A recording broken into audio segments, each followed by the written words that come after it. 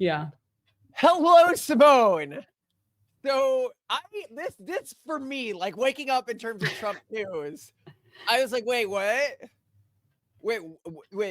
Even I mean, wait, what? I love the way his young press secretary has announced it. Insanity is doing the same thing over and over again and expecting different results.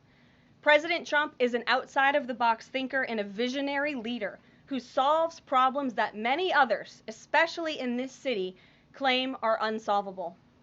So Trump, for those who haven't heard, has decided to announce that the U.S. is going to annex or take over, not even like occupy, like he wants to own it and develop it. Yes. Gaza. This is a real estate opportunity. It's wonderful.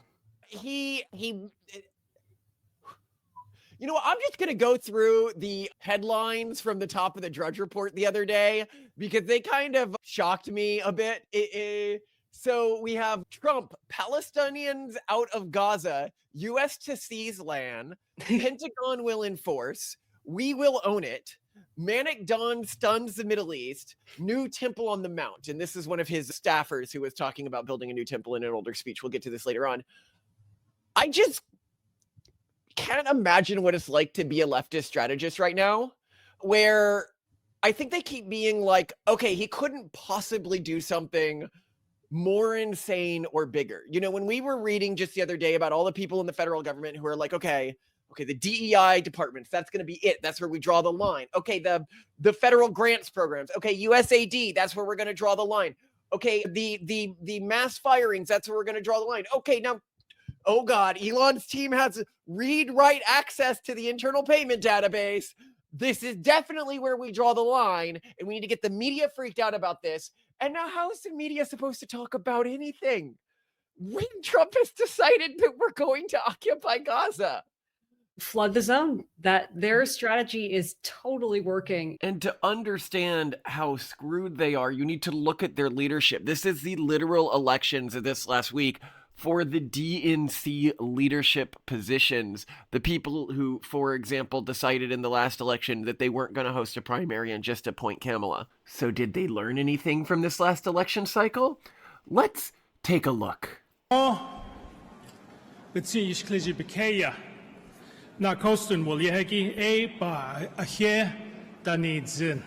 Democratic National Committee wishes to acknowledge that we gather together to state our values on lands that have been stewarded through many centuries by the ancestors and the descendants of tribal nations. Hello, Democrats. Hey, I am speaking, and I would love your attention. There is a black woman at this podium, and I deserve your attention like the 11 people who went before me. Yes, I am speaking. The fact is, the president is racist. Kamala Harris is a fat bitch. I'm speaking.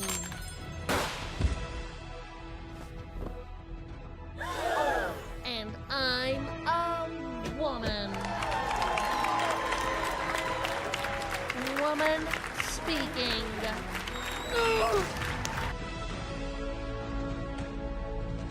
I am speaking.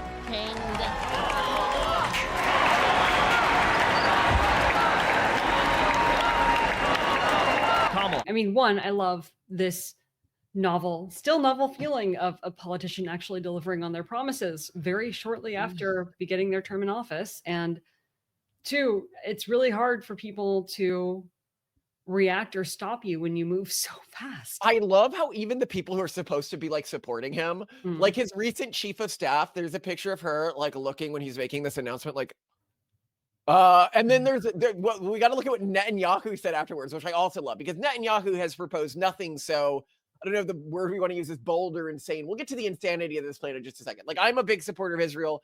I'm a big supporter of Trump. This is insane. I don't think he's going to do it. I don't think he's going to do it. I think that there's actually a strategy behind this. I don't think he's being like an idiot here. But like, if he intends to do this, we need to have a conversation. Hold on, wait, no, I think that whether you care about the well-being of Palestinians and whether you care about Israel, like this is, if I'm thinking about this from an agnostic perspective, I'm like, this sounds absolutely fantastic. Gaza is a mess. It's not livable there. It's not safe. It's not healthy for people to be there. If I were there, I would not want to be there and very happily take an offer to be relocated in a newly developed area that plenty of people would be happy to fund, and start a new life, start fresh. That sounds really, really good. And this area has just become completely toxic. And I love the idea of taking this zone. Who owns Gaza now, and how would the U.S. acquire ownership? Well, Gaza is currently run by Iranian-backed terrorists in the Middle East, Hamas, who we all agree, I think everybody in the region agrees, that can no longer stand. Just look at the events of October 7th and the events since. And the president, again, is committed to rebuilding the region for all people who want to return to it once it is no longer a demolition site and it's a place where people can actually live and thrive in harmony. The president has made it clear that they need to be temporarily relocated out of Gaza for the rebuilding of this effort. Again, it's a demolition site right now. It's not a livable place for any human being. And I think it's actually quite evil to suggest that people should live in such dire conditions. Yeah, and I will note here, to be on the side of this, that a lot of the people in Gaza's families are recent immigrants to the region. The number one last name in Gaza is an Egyptian last name, El Masari. El Masari, which literally means the Egyptian, is the most prevalent surname in Gaza. If you're talking about the second most prominent name in Gaza, it's Saleh, which is common in Egypt, where 12% of people have this surname. Although it is a widely used surname across the Arab world. But the point being is that, you know, it's horrible to have to leave your land, but I also understand what you're saying here is like, it's also horrible what's happening there. Like, even if I take a completely neutral standpoint, is Israel just going to leave this alone? Like, not realistically.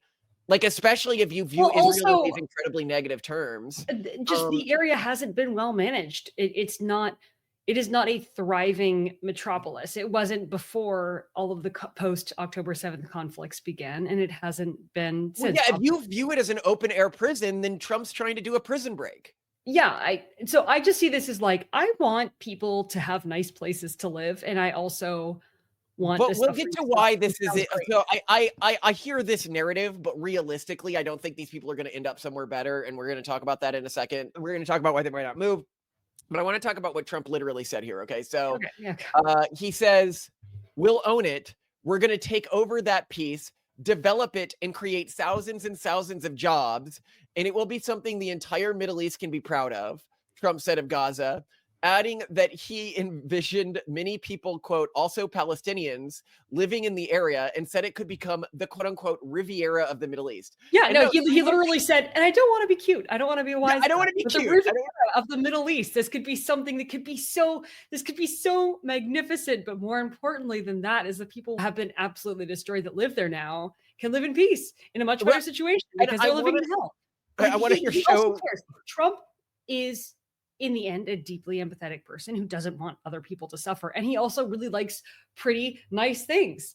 Like, and he spent way more of his life as a real estate developer and tycoon than he spent as president. So, like, this is his area of expertise. Excuse me. I don't know who you are. So hold on. Say What I was going to get to, or I've been trying to get to for a bit, is Netanyahu's response as Trump is making this. Is Netanyahu, who has never proposed anything so bold, is there, he goes, this is what they say. Netanyahu called the move something that could, quote unquote, change history, and said it was a, quote unquote, worthwhile proposal to explore. He's a good politician. No, I could just imagine him. I don't think Trump like reviewed this with him first. I think like Netanyahu comes to the country. He's like, okay, I'm gonna do a series of meetings. And Trump's like, let's talk about Gaza. And Netanyahu's like, wait, what? That's a worthwhile idea that we should explore fully. But I literally think that's what happened. I don't think that Trump like, okay, this was Netanyahu at all. When you Well, look at but him. that's so Trump is a businessman. He thinks on the fly. He uses his intuition, and yeah, he is an actual out of the box thinker. I'm sure he's just thinking like, But I love that because there's so much in politics and conflict, like very slow, incremental thought and progress.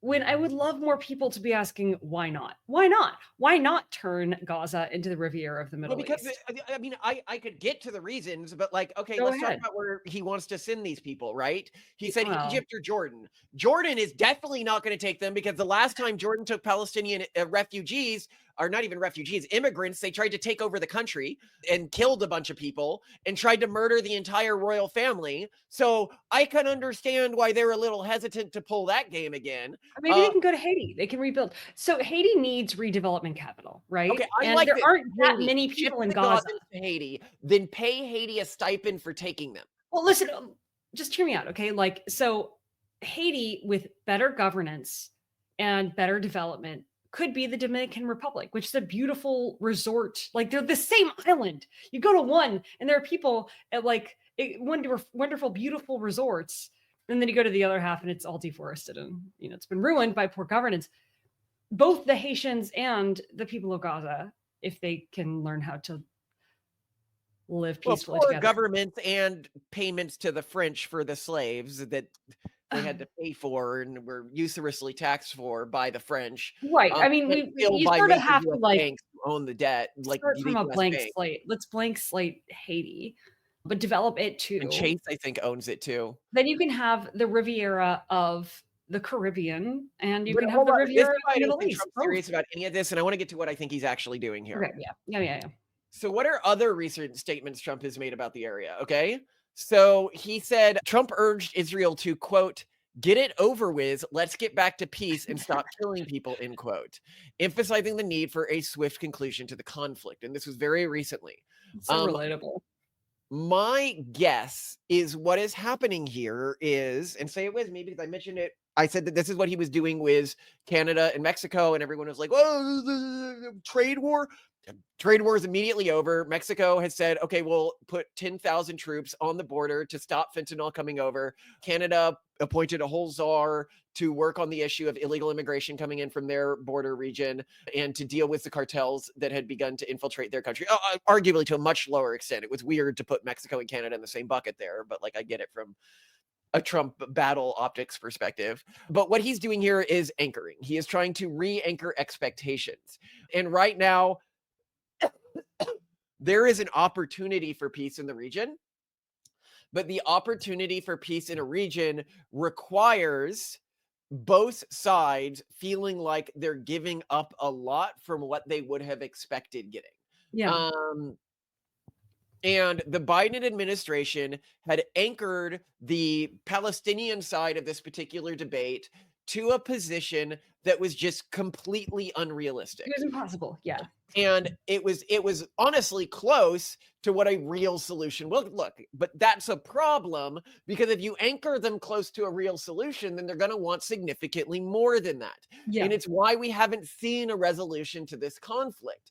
And this is true for the other power players in the region, whether you're talking about Saudi Arabia, which we'll get to in a bit, whether you're talking about, the UAE, all of them are like, okay, what can we get this like 25% more? Because this is the way everybody thinks in a negotiation, than like the default offer on the table, right? Mhm.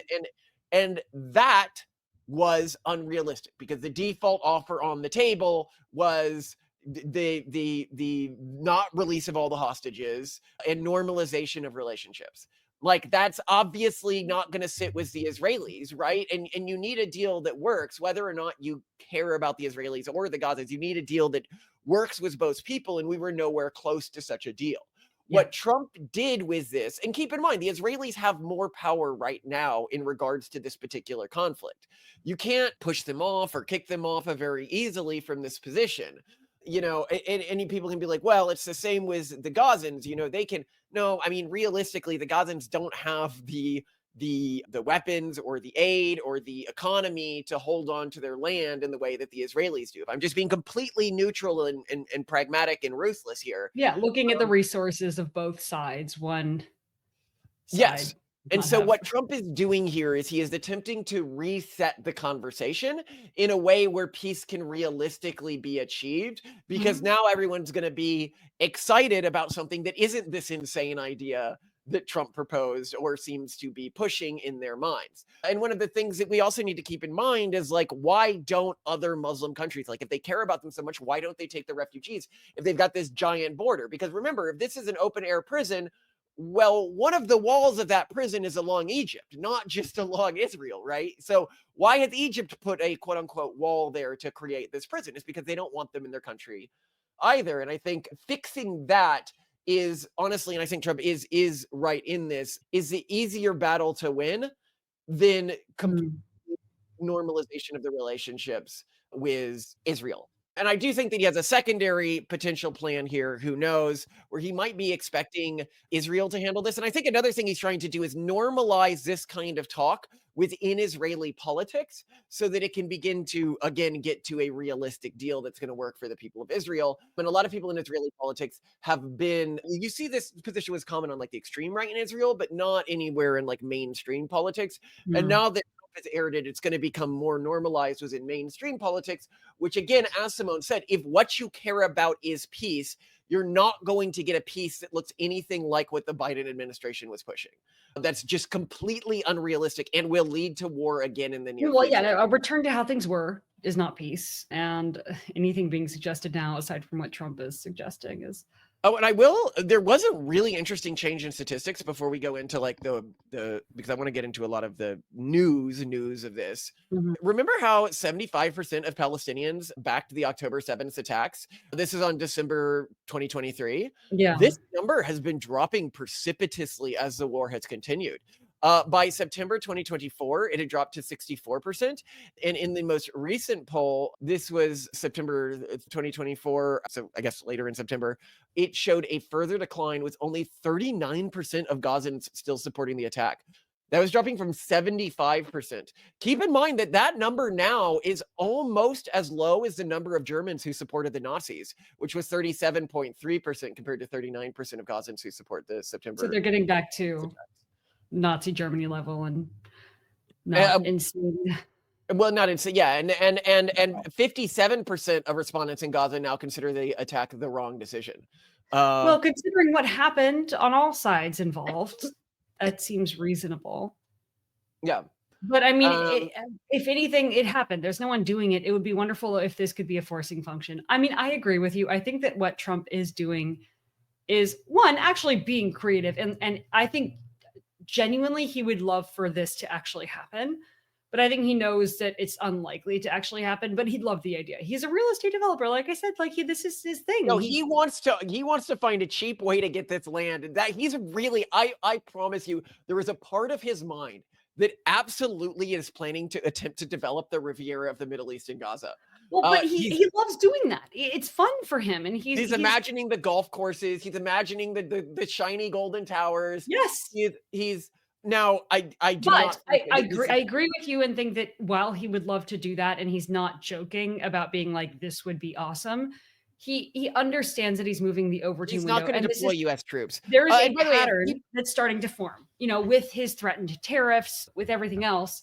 He threatens something pretty extreme. The other side puffs up their chest as well. And then productive conversations start and things de-escalate, but also actual change begins to take place. And I think that that's the important thing that we're looking at here is Trump is using his out-of-the-box thinking and creativity to spark productive conversation because he when you're dealing with strongmen, don't act like a pussy. Like that's like the number one first rule of dealing with strongmen is don't approach the negotiation table acting like a pussy and trying to be reconciliatory. Yeah. Or you're not going to get a solution that brings peace to the people of the strongmen because you almost always will care more about the well-being of the people of the strongmen than the strongmen will.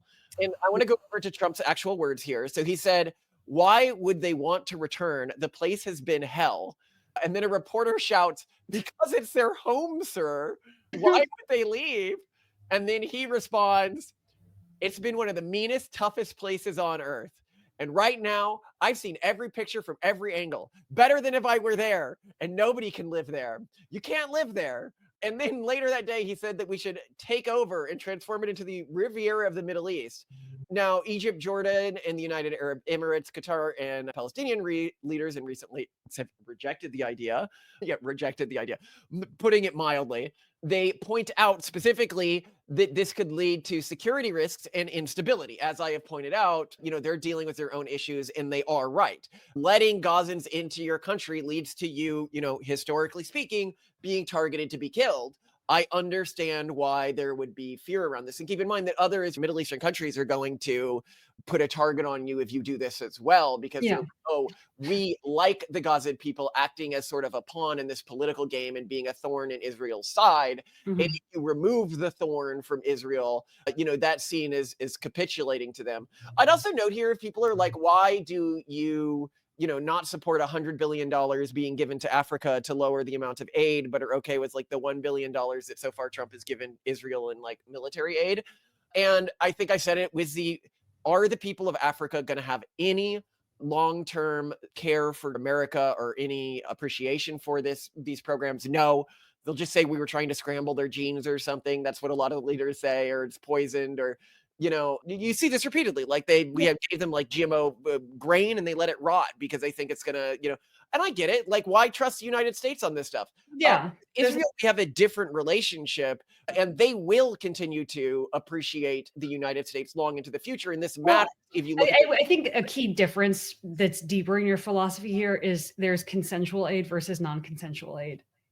And well, I mean, the people want this aid, but the point being is that the people of Israel are high tech and high fertility. yeah, They're the only group on earth that fits that. That means that geopolitically, they are the most important group globally right now to build a long-term alliance with, if you care about your own people. well, in contrast, a lot of the groups in Africa, for example, who are actually the recipients of the aid, don't trust it, never asked for it, don't want it, and often Yeah. don't use it. So, yeah. And I love when people are like, oh, Jews have a short memory. Oh, Jews, they won't appreciate favors you do or remember slights. Meanwhile, Jewish religious texts be like, our enemies, cowards, hiding in the deepest, darkest places. Fools. Every wrong is recorded. Every slight against us. Page after page. One wrong put right. But the great book of grudges remains full. they unironically hold a grudge against civilizations that haven't existed for thousands of years. Yeah, and so Trump's idea, so to get back to the text here, Trump's idea of a U.S. takeover of Gaza Strip comes at a highly sensitive moment and risks overshadowing the U.S.'s priorities in the Middle East. And now it points out that we're in the middle of a fragile 6-week ceasefire in which mediators are set to begin talks towards a lasting peace. The U.S. and Israel were also weighing whether to use force to stop Iran's advancing nuclear program, and both had hoped for a normalization deal for Saudi Arabia into a broader regional alliance. Now, Saudi Arabia is like, oh my God, we cannot normalize anything if you go ahead with this. You know, we viewed Palestinian statehood as being part of the normalization talks. And I think that, again, this is about anchoring. I do not think that this is a position that Trump's going to hold to. And you can even hold me to this. I will say that if Trump actually holds to this position and attempts to send like US troops to Gaza to occupy the region, one, you can say I was foolish. I didn't understand how Trump thinks or acts. I was wrong in supporting him in this particular endeavor, and I made a massive miscalculation in understanding Trump. However, I do not think that that's what's going to happen. I think that this is going to make a deal much more likely. And keep in mind, if a deal does come, whether it's with Saudi Arabia or with Gaza, this is a deal that Biden administration was unable to create. Okay, so for all of you who are like, oh, I care about the people of Gaza, like, well, Biden didn't bring them peace. In fact, the war started under his watch. Yeah. He didn't bring Saudi Arabia to the table in the way that Trump had before this. And I do expect Trump to probably get some sort of deal ironed out with them. So, you can't criticize his negotiating ability if it leads to desired outcomes.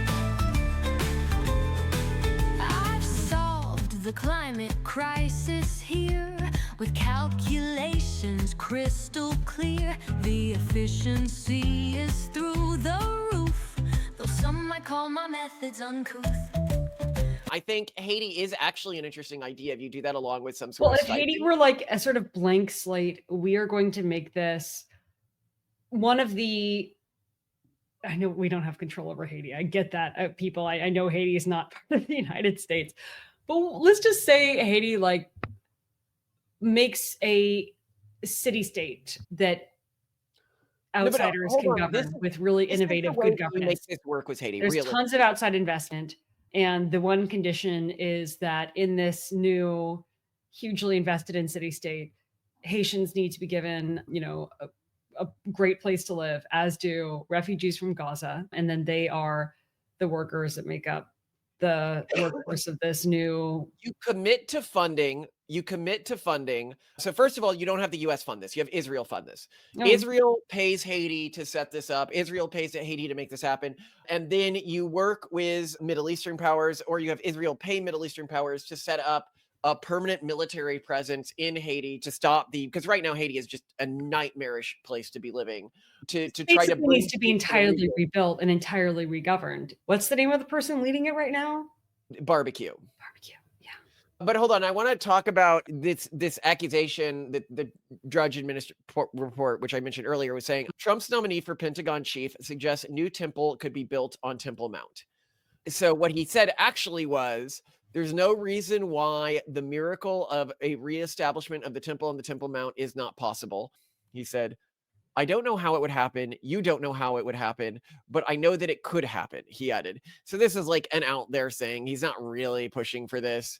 I'd also note here, remember I was talking about the Elon team and like them wanting to be freaking out about this, but they're so focused on Gaza right now. Yeah. So a quote from that recently was, two of these sources say that Elaz's privileges include the ability to not just read, but also write code on two of the most sensitive systems in the US government, the Payment Automation System, PAM, and the Security Payment System, SPS, at the Bureau of Financial Services, BFS, housed on top secret mainframes. These systems control on a granular level the government payments, and in their totality amount to more than a fifth of the US economy.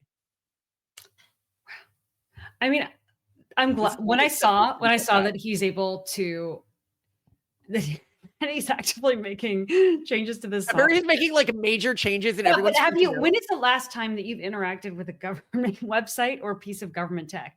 It is old. It is very poorly built. It's built by RFP in most cases. It is just like really, really, really not. Well, the whole designed system's in COBOL, and everyone's like panicking because they're like, nobody knows how to program this. Like, it's not just you need to be a COBOL engineer. You need to be a COBOL engineer who has experience with these old government systems. Oh boy. And you got, like we mentioned on the last episode, somebody with like an experience in like undeciphering like Greek scrolls that had been burned in a fire Perfect in match. Pompeii. Yeah, could you imagine a better person?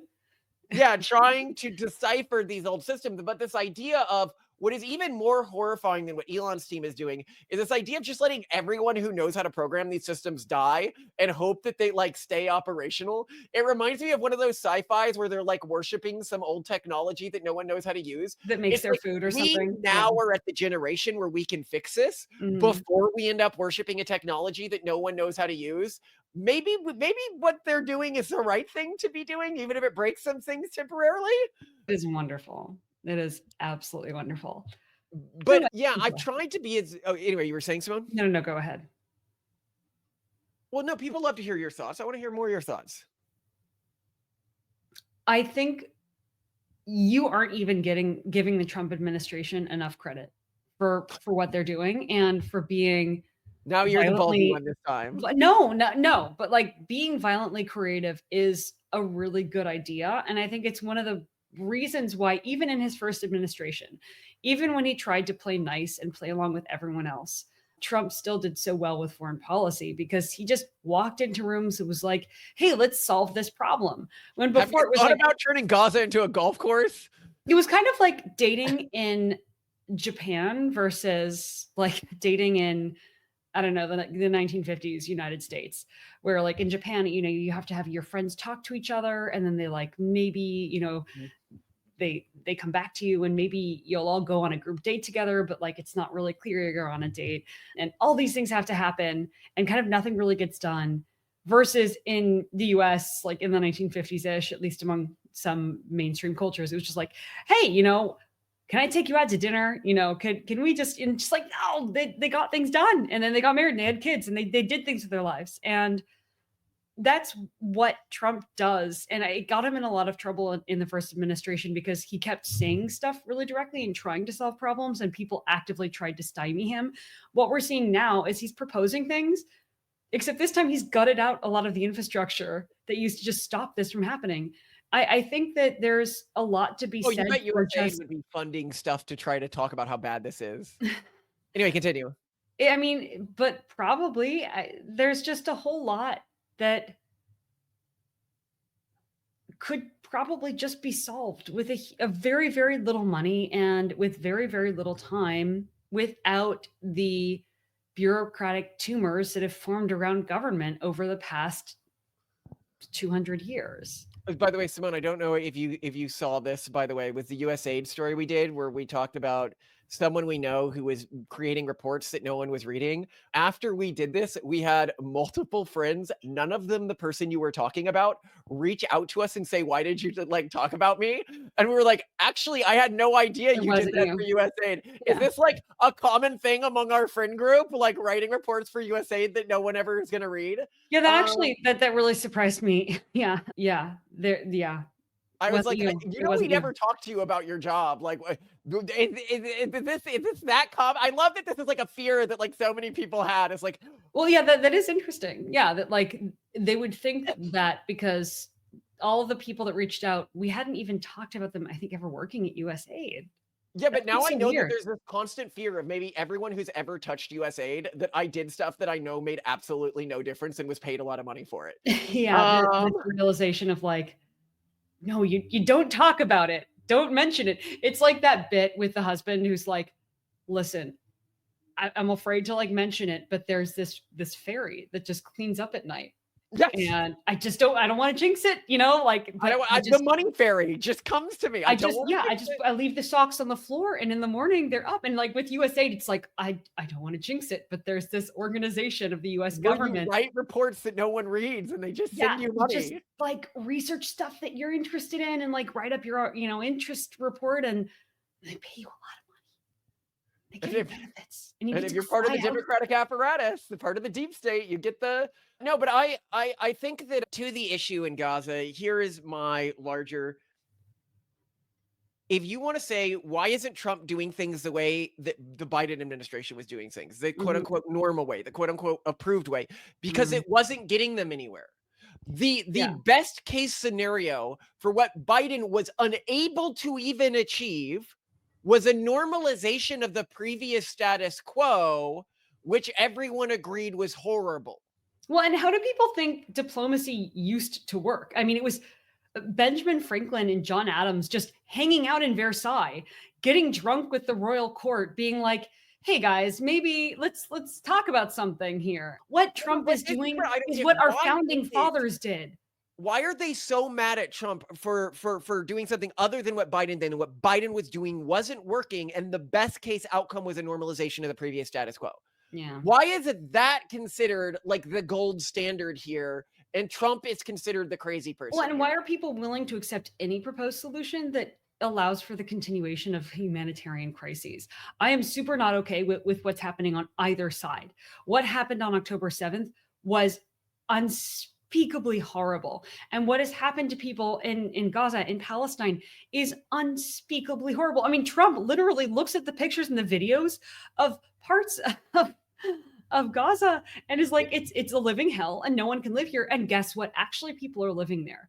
And he can't even imagine. This is like, to him, it's just pure rubble. It's unlivable. It's impossible. And I agree. This is not tolerable and it needs to be fixed. And he cares about fixing things. He really, really does. And so I think that as crazy as this sounds, I do hope it will move us towards the right outcome. But again, here is me making like a political or future bet. I think Trump will find solutions in the region that Biden was unable to find because he is willing to talk and do things like this. And I could be wrong about that, and it could escalate and get worse because of Trump. And if I am wrong, then here you look, I was wrong about this. This could be a long game thing. This could be just like wait a little longer for demographic collapse to play out. And America will just demographic collapse won't play out in Gaza. No, I get that, but I'm thinking about other territories that we've talked about taking. You know, America will just basically Panama will beg America to. Well, no, with Gaza, the goal is don't interfere, don't get involved, let Israel handle it, reset the Overton window. That's what he's doing. I get that, but I'm also kind of like, well, I guess colonies never really worked that well. I guess if you were French, if you were British, they worked out pretty well, actually. But part of me imagines a post international trade collapse as described by Peter Zeihan in The End of the World is Just the Beginning. You know, like basically world trade kind of stops working because America stops policing the seas. In that kind of world, I could see countries being like, you know what? I would love to be an American protectorate because that's the only way I'm going to have enough trade to support my economy and like keep the lights on for my people. So I can totally see that. Yeah, I can totally see that. And what I'm also thinking here is this Trump expansionism, this renewed manifest destiny is kind of something that like is just a matter of time. Just wait. They will come to you. You don't even have to worry about it. But Trump, in a way, is already sort of starting the process by suggesting things like this in the first place. So, yeah, I guess there's multiple ways in which the Overton window is being shifted. Yeah. Yes. And when he starts wasting money on stuff like this, that's when I'm going to get upset. Yeah. This beyond the existing and pre-laid out the payments to Israel by Biden administration. But I should say he hates a bad deal. Come on. He hates the point I'm making is I'm saying when extra money starts being spent, that's when I get mad. Beyond what Kamala's administration, because let's be honest, Biden wasn't really running anything anymore, was already paying out to Israel in the region. You know, at least he's not paying $50 million for condoms in Gaza. Trump's theming is very consistent. And this is true like in his real estate history as well, you know, with his use of debt, is I'm going to build this big, beautiful thing and someone else is going to pay for it. And sometimes that's a lender or sometimes it's a big, beautiful wall and Mexico's going to pay for it. Do you think he's going to end up getting roped into Gaza? Do you think he's going to end up getting roped into like spending a bunch of money and handling Gaza? I don't know because he hates that. He doesn't want to be on the hook to spend for anything. Yeah, I think he learned from the wall the first time. No, that. But I mean, I don't think in the end it was who's paying for the wall that was the big problem. It was just a whole bunch of bureaucratic morass that slowed him down and made everything way more expensive than it should have been. Don't build it until they pay for it, okay? Yes, yes. But I mean, come on. Your first time around being president, especially with a very hostile world. All right. Love you, Simone. Very spicy conversation. But we're definitely going to get in trouble for this one. I've tried to be way less opinionated than my other talks about Israel on this one. You know, we're trying to say, you know, whatever side you support, you've got to be realistic. We're not going to get Israel out of Israel, right? So you need a solution that doesn't involve killing all the Jews. Like, I understand that that's like somehow like the default progressive response. Well, we could kill all the Jews. It's like, well, maybe, or we could make all of the Jews move. And it's like, well, they have a lot more guns. I think that might not be a realistic solution. So let's try to fix things for the people of Gaza right now, okay? But anyway, I love you to death, Simone. Love you too. In Gaza's land where palm trees sway, Trump's got a plan to save the day. With golden towers touching skies, a billionaire's paradise does arise. Gaza's the new Riviera, oh, what a sight. Gold towers shining day and night.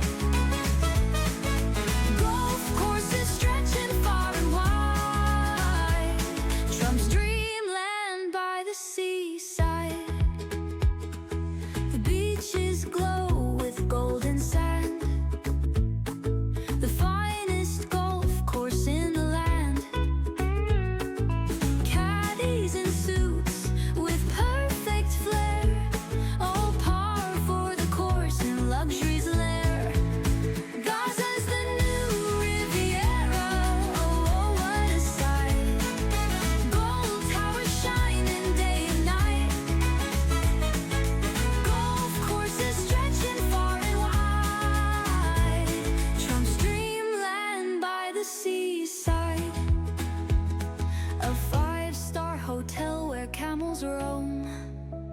with golden chandeliers in every home.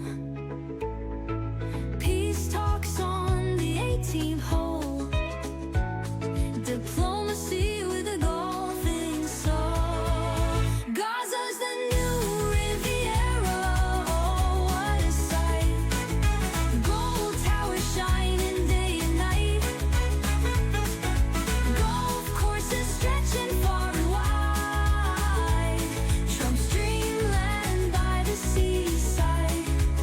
So here's to Gaza, a brand new face in Trump's world where golden dreams blaze. A Riviera shining, a sight to see, where golf and grandeur make history.